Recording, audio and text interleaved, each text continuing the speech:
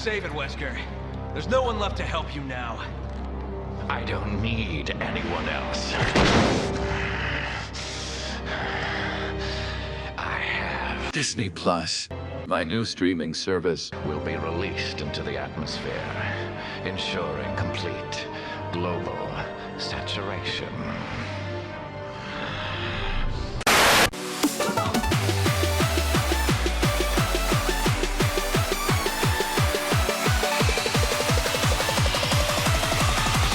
This video is sponsored by the Coldest Water. Honestly, with the pandemic and me personally making the attempt to be healthier, having a bottle of water this size has really helped me to start drinking more water as opposed to soda. I've made it my personal goal to drink at least one full bottle a day, and it's honestly helped me cut down on tossing out water bottles every day at my morning job.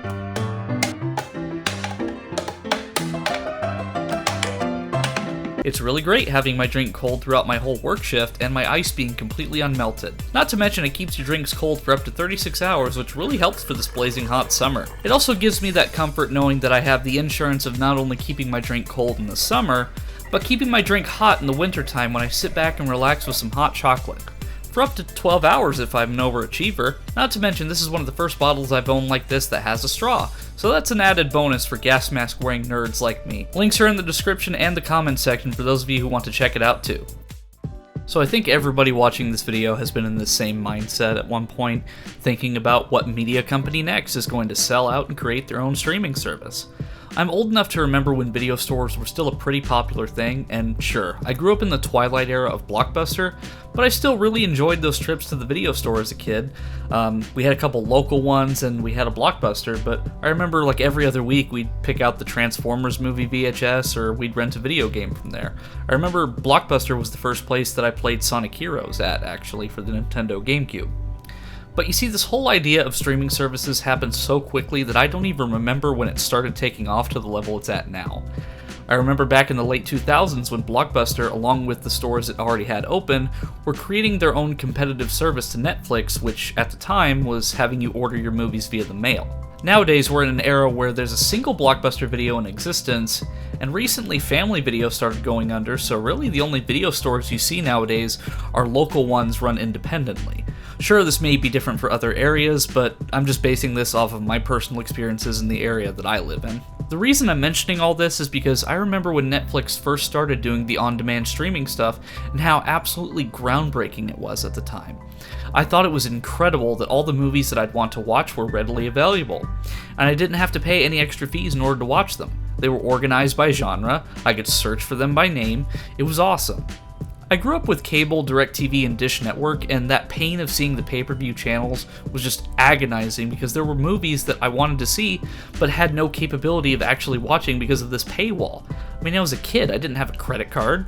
Not only that, if there were specific shows that I wanted to watch, the utility of it being on demand and having most, if not all, the episodes readily available at the highest quality with no commercials was fantastic.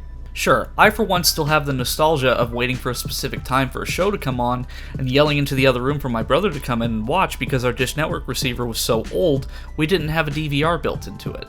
And honestly, I catch myself watching some of these old early 2000s, late 90s commercials just because I remember that time when I was a kid and seeing all these mindless ads that were plastered onto the screen. At the time for Netflix, this was honestly a pretty pro-consumer move because you could get most of the content you want to see without paying for channels you don't watch, like all the foreign porn movie channels or sports or Dish Earth, for example, that was literally just a satellite camera that was facing towards the planet that took photos every few minutes or something. And you pay far less for it than you would with traditional cable or satellite. I'm not advertising this here, but it's just the exact thoughts that I have. Sadly, as of the past 6 years or so, big media companies like Paramount, the Discovery Channel, and even NBC are migrating from traditional television media into their own streaming platforms. The problem is that what was nice about Netflix way back when was that you had all the stuff you wanted to watch in one single place. You didn't need to switch between websites or apps in order to get what you wanted.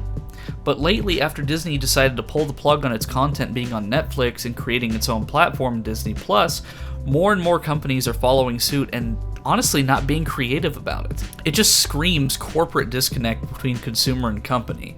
Discovery Plus, Paramount Plus, Disney Plus. I mean, you guys have billions of dollars and you can't even come up with a creative name for your service? I mean, I don't like NBC, but at least they came up with a name other than NBC Plus.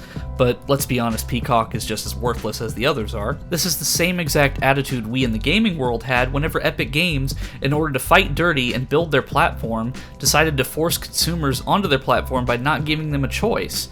They decided to spend millions of dollars to get specific new game releases exclusive to their platform for a full year, and this backfired on them actually because they lost a lot of money in that investment, but that's a topic for another video. So essentially, we in the gaming world have had this experience before, whether it be Epic Games Store, Battle.net, or even Origin.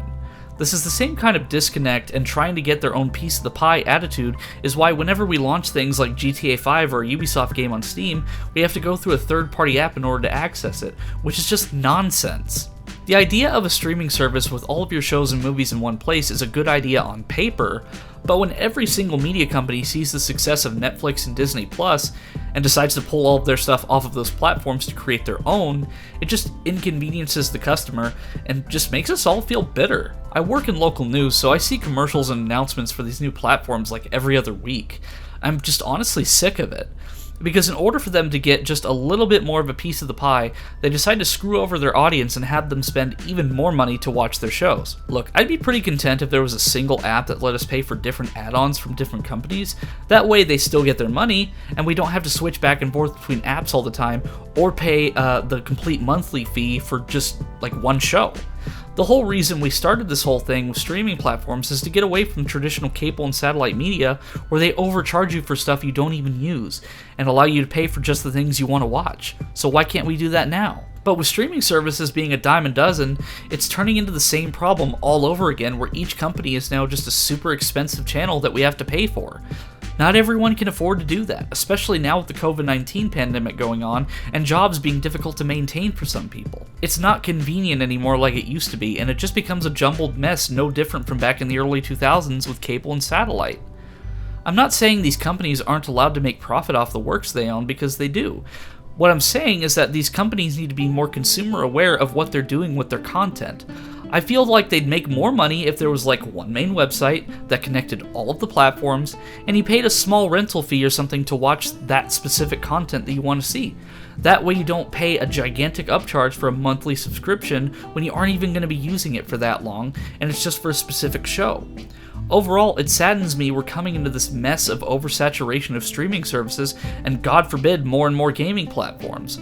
I pray to God this doesn't happen to Spotify and the music labels, but I wouldn't be surprised at this point. I mean, just imagine like if you're listening to Spotify and then suddenly one music label decides to pull all of the bands or musical artists from that platform and make it exclusive to their new platform. Then if you wanted to listen to like a specific shuffle playlist, you'd have to switch between Spotify and go into their app. It's ridiculous. When you use that metaphor, it doesn't sound too good, does it? That's kind of how I feel with the streaming services and also the gaming platforms that do this exclusive nonsense. So all in all, screw the big companies, be more aware of what your customers want, and no more streaming platforms for God's sake. That's all I've got to say about it.